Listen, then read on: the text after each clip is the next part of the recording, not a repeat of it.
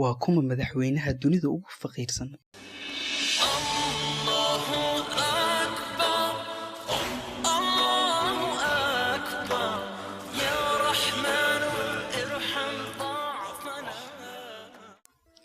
ma rumaysan doontid, laakiin Jose Mujica, madaxweynaha Uruguay tan iyo 2010 ayaa loo aqoonsaday inuu yahay madaxweynaha dunida ugu faqiirsan.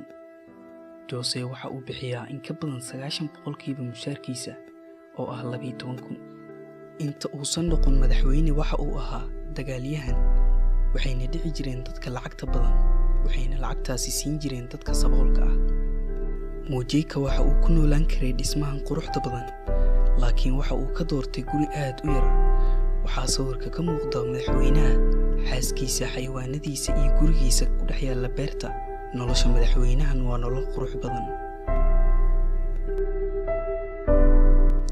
inkastoo loo aqoonsaday madaxweynaha ugu faqiirsan, haddana isaga si adag ayuu uga soo horjeedaa hadalkaas, wuxuuna yidhi, ma iyo madaxweynaha ugu saboolsan. saboolka waa kan u baahan wax badan si uu u noolaado. noloshayda ayaa ah natiijo ka timid dhaawacyadeeda. waxaa jirtay sanado badan oo aan ku faraxsanaa keliya inaan haysto joodari. tusaalaha madaxweynahan waxay markhaati u tahay sidii aan u noolaan lahayn nolosheenna. uma baahna wax badan oo aan ku faraxsannahay. dunida maanta waxay u baahan tahay dad badan oo sidaan oo kale ah.